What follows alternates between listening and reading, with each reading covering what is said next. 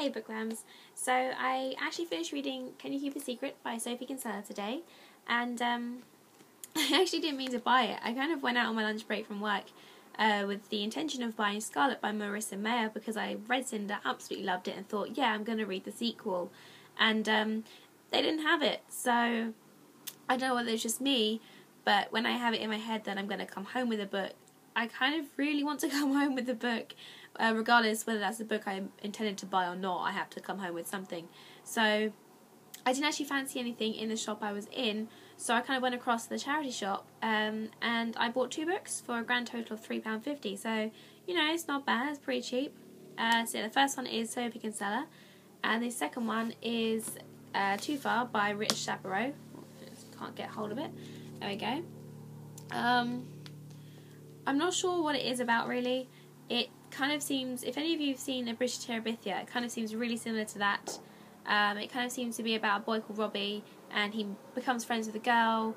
They kind of go into the woods, and I think all the creatures that they make in their head become alive, and I believe they start having some sort of family problems, and they have to sort of decide whether they want to carry on living in their imaginary world with all the creatures they've created, or whether they want to start living in reality again. It also came with a little CD, and I didn't really know what this was. I assumed it would be some sort of audiobook, so I went and popped it into the CD player. But it turns out it's just a bunch of guitar music with a woman singing occasionally over the top, so probably won't listen to that again. And I'm not going to lie, when I first bought this book I was really interested in reading it, but now I'm kind of sitting here thinking, probably won't read it, so I wouldn't hold your breath on me reviewing that because I probably will never really get around to reading it. But yes, review. So Can You Keep a Secret is about a character called Emma. She's in her 20s and she works in the office. In an office, not the office. Yeah, she goes on her first business trip to Glasgow and she's really excited. But on the way back, the plane that she's on hits some turbulence and she spills all of her secrets to this stranger on the plane who's next to her. They're not particularly big secrets, they're just kind of small things like, oh, I'm actually a size 12, not a size 8 like my boyfriend thinks. I can't really think of anything else, but yeah, I faked my maths GCSE on my CV. All those sort of small secrets that everyone really has and nobody really tells anybody. And she kind of thinks, oh, it's fine, he's like a stranger, I'll never see him again, it's going to be fine. But of course she does see him again.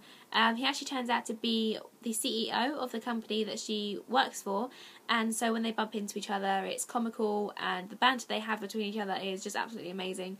I actually really like this book. I mean, I'm not going to lie, it is very predictable and it is a very stereotypical chick lit book, but I kind of really enjoy those stories, which is probably why I enjoyed this one.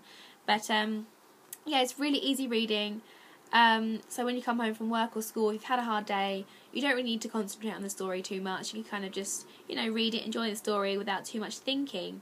So yeah, if you're looking for some sort of suspense and thrilling story, then I wouldn't recommend it because, like I said, it's stereotypical, it's predictable, so it's just a laid back book really. It'd be perfect to take on holiday with you actually. You kind of put it down and pick it up anywhere and you wouldn't really be like, oh, I need to find out what happens next, because you kind of already know anyway.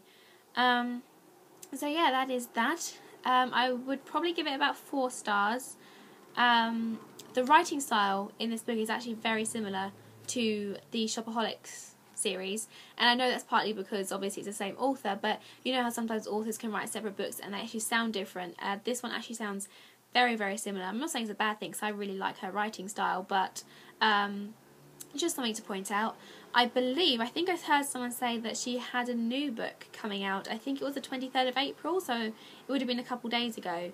I'm not sure whether that's in the US or whether it's in England as well, so I'm going to have to probably check that out. I'll search on the internet and I'll probably get my hands on that one way or another, so you can probably look forward to a review of that book in the near future if I can get it. But considering I don't have it right now, I don't know what I'm going to read next. I might kind of read something from my bookshelf. I don't know, there's tons of books up there that I haven't actually read yet. I kind of buy them all and kind of think, oh, I'm going to read them, and then I never really quite get around to it, and then I buy more. So it's a vicious circle really, so I don't know, maybe I'll read one of those. But I'm going to work tomorrow, so I'll probably end up buying a couple more books tomorrow that I don't really need, but you know, what are you going to do? Okay. See you next time. Bye.